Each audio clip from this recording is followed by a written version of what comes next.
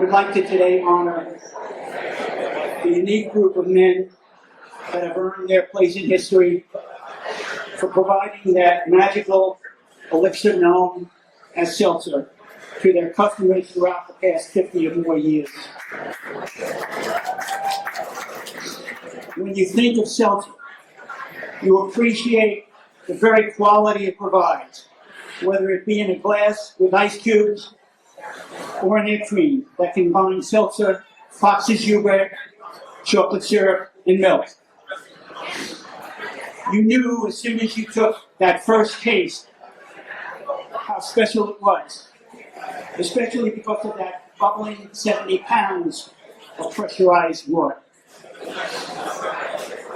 What made it even more wonderful were the men like Eli and Walter, who delivered the seltzer to their customers. I remember one summer when I helped my brother Eli, known to his family as Elkie, deliver these heavy cases of seltzer. His customers would sometimes be waiting at the door because they saw his truck coming up the block. In every case, his customers greeted him with a smile and a handshake. And then, for the next 20 minutes, my brother had a story or two or three to tell them. And whether it be about life, what's going on in the world, or just sports. In all cases, Eli was able to connect and treat his customers as if they were part of his family. He knew his customers well, and along with the names of their children and grandchildren. One of his customers was Ken Rush, who wrote a children's book called The Seltzer Man, in which Eli was the main character and took the story and told the story of a 24-hour journey with his truck with Beth and her big sister. In Barry's book, Seltzertopia, you can feel the passion and love Eli had for his customers. And in return, they shared themselves with him. Eli was very proud of the fact that he was given recognition by Barry and others in the press. Articles were written about him, and one in particular by Corey Kilgannon was a heartfelt tribute to Eli's 50 years in the business and him passing the torch to Alex. In that article, Eli is quoted as saying, "Old seltzer men never die, they just lose their spritzer." One of the highlights was when Eli was inducted into the Brooklyn Hall of Fame, into the Brooklyn Jewish Hall of Fame, class of 2017, and recognized for his lifetime achievement for epitomizing what makes the Brooklyn community great.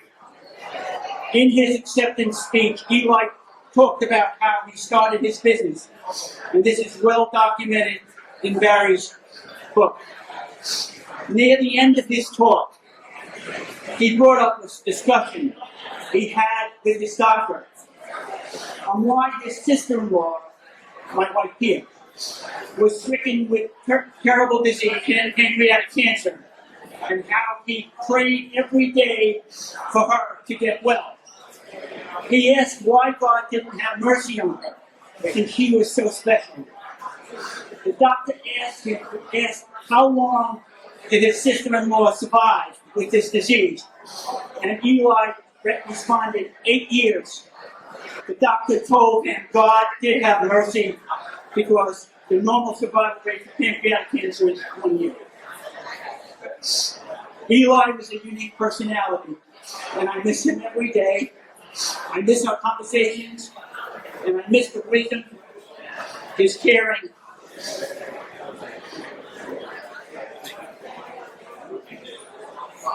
and his love of his family.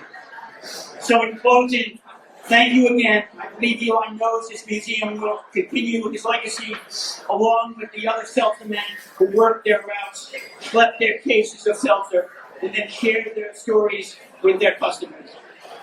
it is with great honor that we now present the Eli Award to Walter Backerman.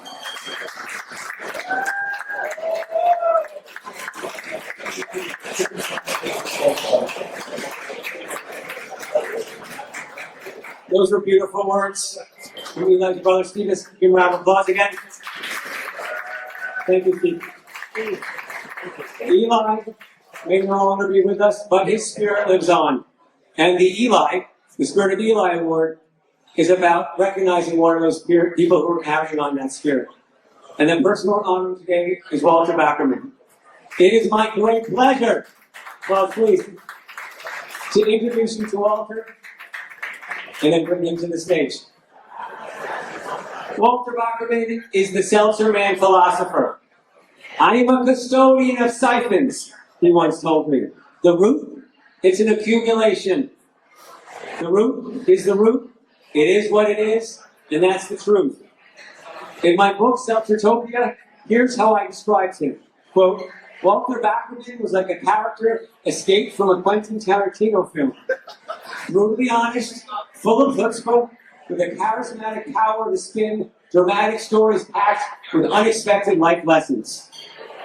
For my book's research, I spent 7 hours with him, traveling the city, seated next to him in his Seltzer van, driving his route from Manhattan to the Bronx to the Queens. During that time, all I did was ask him 11 questions. 7 hours, 11 questions. And I just listened. I listened to his tales of a Seltzer man that went back 3 generations. I learned how he was born in the Bronx, but for only a year, after his building was torn down for the Cross-Bronx Expressway. Thank you, Robert Moses.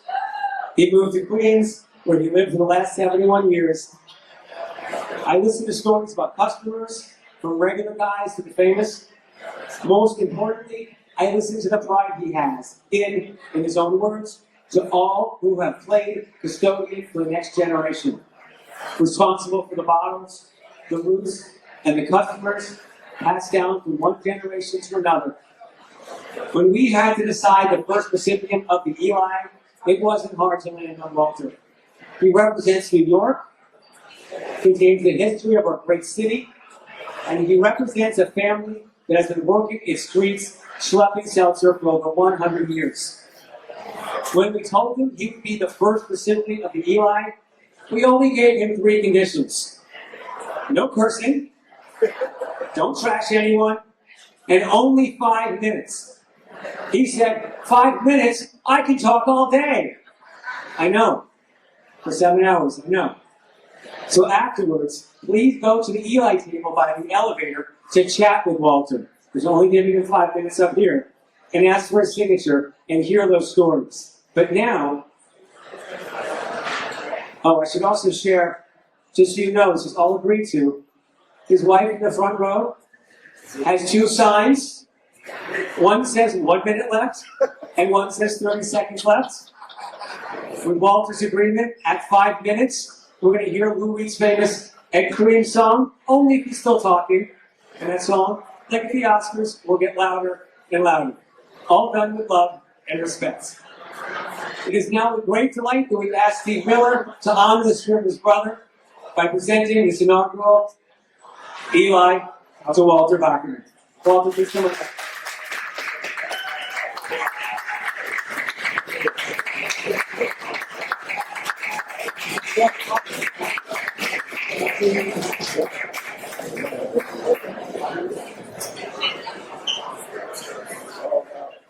Yeah, good, why not? No, I just want to let my father. Let me all the way close. Put your face right in the mic. What's that? Yeah, closer. Even closer. Like almost kissing. Kiss me? My wife gets jealous. He said like almost kiss it. He goes, my wife's going to get jealous. No matter what I like to be with Seltzer, that I've been on many things. Now, what makes this life special doing Seltzer band is that you're not just living the product, you're sharing people's lives. You enter their homes and you become part of their lives. There are people I've been living to for 60 years, still to this day, in the same spot, in the same mountains. And it's not that incredible, considering that my grandfather In 1919, started with a horse and wagon, and still to this day, some of the vows were on my route. My mother met my mother at the U.S. Slow Dance in 1942. They were soon married. By the war's end, they had 2 kids, but my mother didn't like the life in the military. So they came home, they decorated the war hero. The streets weren't paid for gold. They were filled with frustration, and they had 2 kids who had to support. So my grandfather, Jake, who was basically the Lower East Side Seltzer man, moved around for sale in the Virgin Grove of Brooklyn, up in the Bronx. And we lent my father $12,000, which is an extraordinary amount of money in 1945. But the routes were productive and they made money. And my father, what he did was he built that route up. He went, and in fact, my first delivery was in April of 1953, and I was 6 months old. After a hard day of delivery, my father came home to my mother, and my mother and him pushed me in my baby carriage while my father rang doorbells, soliciting business and building the route out. And my father kept doing that route for as long as I could remember. And one day I came back from a life of enjoying myself, traveling to New York, without communication at home, and I found that my father had suffered a very bad fall. He collapsed because he had emphysema. And the routes in those years were big, and my father had help which was unreliable. And the idea of coming into route one day and collapsing was something I couldn't deal with. I was going to go to law school in the fall, and I told my father, you know what? I'm going to put my plans in hold until we get it together. And then what happened, maybe I said 6 months. 6 months became 6 years, 30 years, 40 years, and now you look back at life and you go, my God, where did all the time go by? Days that you feel like, well, maybe you should have went to law school, maybe you should have done something differently. But every time you get up, no matter how achy you feel, and as you get older, believe me, the body is never the same. So it's a case that we're 65 pounds, but you get up, and even if you can't move, even if you feel like you want to go back to bed, what you do is, it's like the Tin Man and the Wizard of Oz. First I put a little oil in my mouth to get it moving, which is never really a problem. Then I start to put some oil in my body and I start going. And then I move out of the house. And once you get moving around, once you meet the first customer, once you see the first transaction, once you collect the first dollar, once you know that you're different from most of you feel happy. And so what I can say is that there are other people who do more, there are people that copy disease, and I've met these people. There are people that can create the whole world, the universe around them, and I've met them too. But each person, they got to do whatever they got to do. And me, I'm a Seltzer man, tried and true, I'm proud to be one. I may not be the richest guy in the street, but you know what? I'm rich in memories. All the people I can tell you, they would throw books, and could throw books, and should throw books. And they one day to go. And I can say, I enjoy it. And it's time now for me to get over to it. Woo! They played the music to get him off. Oh man, he is interesting, really.